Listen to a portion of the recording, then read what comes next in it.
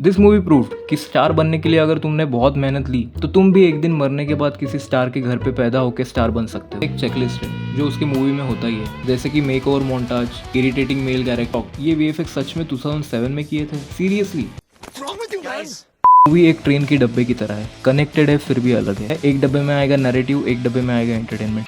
वैसे सोचने की बात है कि ओम शांति में सिर्फ शांति एक बार और ओम 2 बार आता है। फराह खान ने 80s और 90s का होमाज नहीं दिया, नहीं तो ड्रीम गर्ल नहीं होती।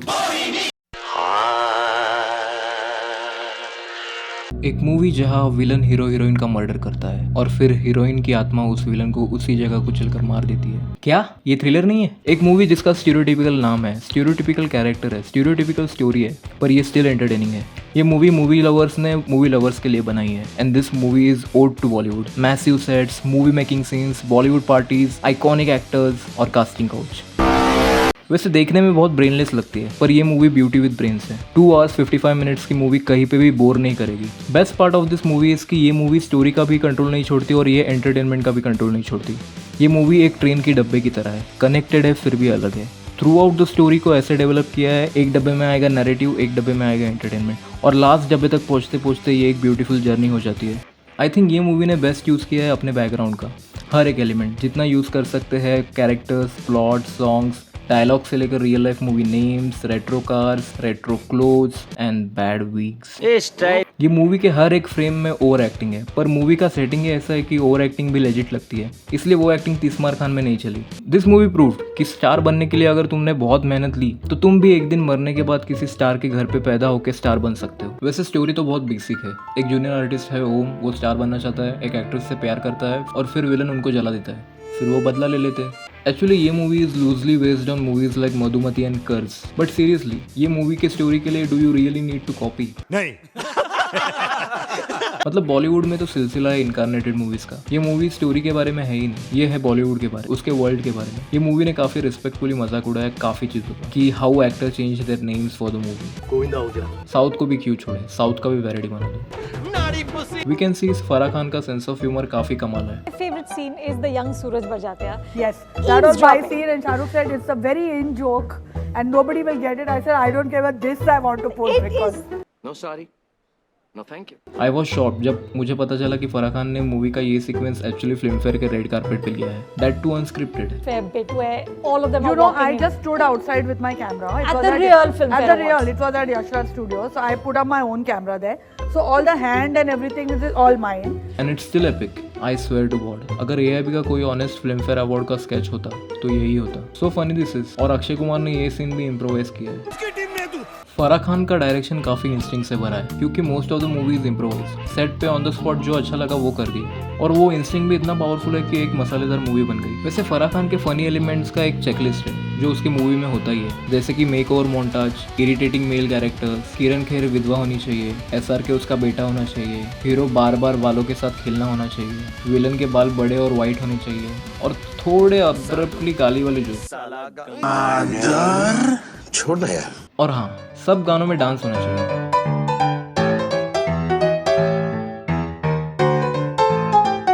और ये वाले केमिस्ट्री का क्या ऑब्सेशन है? पैरोडी और कॉमेडी है इस मूवी में कि वो बोर होने ही नहीं देगी। ये 171 मिनट्स लॉन्ग मूवी तो है, but with lot of flavours. Farah Khan is legend. She has given no fucks about character arc. सीधा ट्रांसफॉर्मेशन, डायरेक्ट कॉकी सुपरस्टार से एस्पिरेशनल सुपरस्टार। सिर्फ एक अवार्ड सीन और कैरेक्टर बन गया ओम कपूर से ओम मक्खीजा। व्हाट इफ उसको अवार्ड मिलता ही नहीं, तो क्या उसको याद आता? चलो छोड़ो, एटलीस्ट अवार्ड खरीद तो सकते हैं। So logically this plot twist is possible. क्या एक्टिंग कर रहा है Vishal Shekhar has just nailed this album. Songs की तो तारीफ कम पड़ जाएगी। It's a goated album. First of all जितने भी सॉन्ग्स है इस मूवी में सबके सब हैज द बेस्ट टाइमिंग, और वैसे ही नहीं कि कुछ नैरेटिव का लेना देना नहीं है। Every song has its own importance. The very first song is आंखों में तेरी। The timing of this song is so unmatchable और इतना मस्त विजुअल। और ये फराह खान का ये एक्टर और एक्ट्रेस का फर्स्ट टाइम मिलने वाला सीक्वेंस ऑलवेज वर्क्स। एक ही सॉन्ग में ओल्ड सॉन्ग को होमाज देने के लिए 5 डिफरेंट वेरिएशन डाल दिए विद सच कूल वीएफएक्स। वो भी आई एम रियली शॉक्ड, ये वीएफएक्स सच में 2007 में किए थे। सीरियसली। प्लस आई फील वो लास्ट टाइम था जब we saw Abhijeet and SR की कॉम्बो।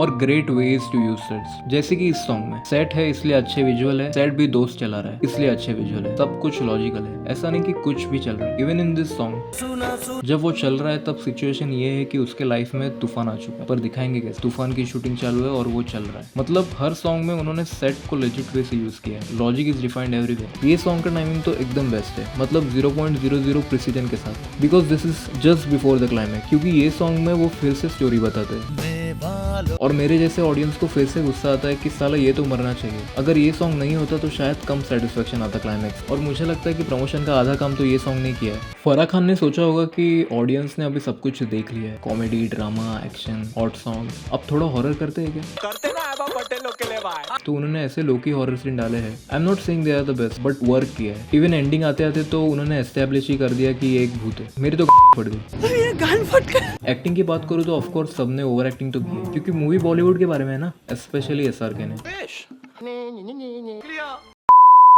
पर एग्जैक्टली यही तो चाहिए था ये फिल्म में। ओवर एक्टिंग ही करेक्ट एक्टिंग थी इस फिल्म के लिए, और SRK was very successful at it, both the character as junior artist and superstar. It was a treat to watch. Deepika का dialogue delivery was very good. उसका ये फर्स्ट फिल्म बिल्कुल नहीं लग रहा, क्योंकि उसका वॉइस डब किया था।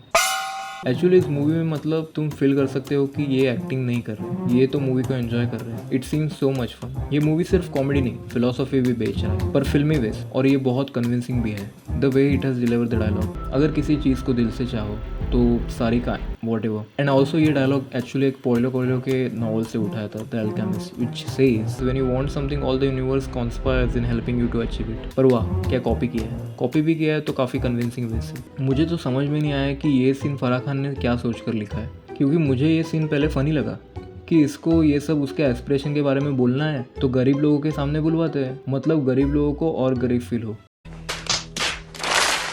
16 इंपोर्टेड गाड़ियां होंगी, स्टाइल 50-60 नौकर चाकर होंगे। मुझे लगा कि डार्क कॉमेडी है, पर it's actually nicely connected to the Filmfare scene. और जहाँ वो यही स्पीच दे रहा है जहाँ उसके क्लास के लोग उसे अप्रिशिएट कर रहे हैं, और यहाँ इसके क्लास के लोग उसे अप्रिशिएट कर रहे हैं। मामला आ गया है क्लास का, और तुम मार खा गई हो क्लास से। क्योंकि अगर ये लोग नहीं होते तो how would you make this scene similar to this scene?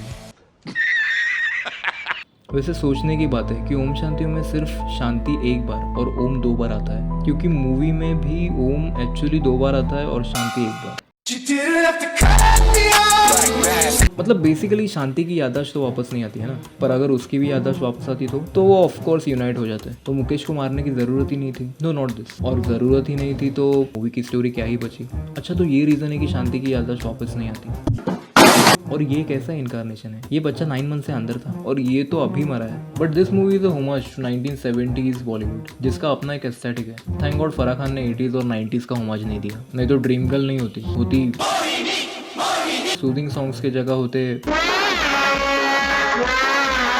Villain होता अमरीश पुरी और हीरो होता SRK। क्या? बट SRK खुद के ही एरा को होमाज कैसे देता? Hi guys, thank you for watching this video. Please like, share and subscribe.